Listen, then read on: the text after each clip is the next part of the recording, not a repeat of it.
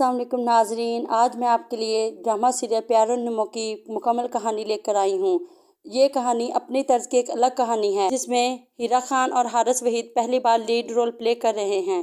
ये ड्रामा हल पर जियो का ड्रामा है। कहानी को जानने के लिए अभी मेरे चैनल को लाइक और सब्सक्राइब कर दें और मेरे चैनल के साथ जुड़े रहें। इस ड्रामे में एक यूनिक सी स्टोरी को दिखाया गया है जिसमें एक ऐसी मासूम सी लड़की जो कि हीरा खान है उसको दिखाया गया है। इसमें हम देखेंगे कि हीरा खान को ख्वाब आते हैं, उसका हर ख्वाब सच्चा हो जाता है। हीरा खान जो कि निमो का किरदार अदा कर रही है, इसे आम इंसानों की तरह ख्वाब नहीं आते और ना ही कभी कभी ख्वाब आते हैं, बल्कि उसे बहुत ज़्यादा ख्वाब आते हैं जो हमेशा सच हो जाते हैं। उसकी ज़िंदगी में जो कुछ भी मुस्तकबिल में होने वाला होता है वो उसे पहले ही ख्वाब में नज़र आ जाता है, जिसकी वजह से सब इसे मनहूस समझते हैं। कहानी के आगाज़ में हम देखेंगे कि हीरा खान अपने बचपन में ख्वाब देख रही होती है। वो देख रही होती है कि उसके माँ बाप की डेथ हो गई है। वो डर कर उठ जाती है और अपनी बहन आयशी को बताती है कि मैंने फिर ख्वाब देखा है। आयशी कहती है कि दम से भी तुम्हें कोई फ़र्क नहीं पड़ा, तुम्हें फिर वही ख्वाब आ रहे हैं। अम्मी अब्बू ठीक है, तुम सो जाओ।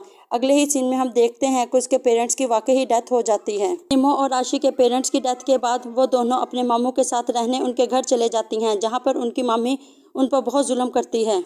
हीरा खान जो कि निमो का किरदार अदा कर रही है, वो बचपन में ख्वाब देखती है कि उसके पेरेंट्स की डेथ हो जाती है। उसका ख्वाब सच्चा हो जाता है और वाकई ही उसके पेरेंट्स की डेथ हो जाती है, जिसकी वजह से सब कहते हैं कि इसकी ज़ुबान काली है, ये मनहूस है, ये जो भी कहती है वो पूरा हो जाता है। उसके बाद निमो ख्वाब देखती है कि उसकी बहन आशी की डेथ हो गई है। वो अपने ख्वाबों की तबीर पूछने एक बाबा जी के पास जाती है। बाबा जी कहते हैं कि ये तुम चौथी बार मुझसे ख्वाबों की तबीर पूछने आई हो, आखिर तुम इतने ख्वाब देख कैसे लेती हो। वो कहती कि बाबा जी, मैं ख्वाब देखना नहीं चाहती, लेकिन ख्वाब खुद व खुद ही आ जाते हैं।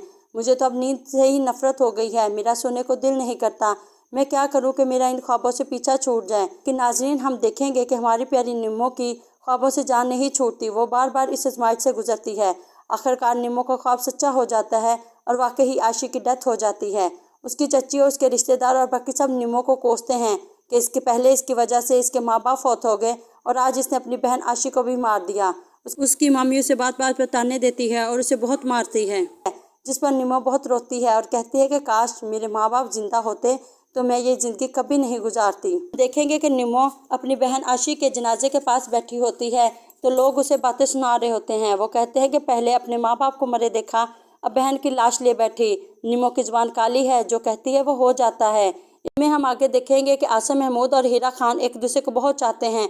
वो एक दूसरे से शादी करना चाहते हैं, लेकिन हीरा खान के ख्वाबों के सच्चा होने की वजह से आसिम महमूद के अब्बाजान शादी के लिए राज़ी नहीं होते। आसिम महमूद हीरा खान को ख़त लिखता है कि मैं तुमसे बहुत मोहब्बत करता हूँ, लेकिन हमारी शादी के लिए अब्बा नहीं मान रहे।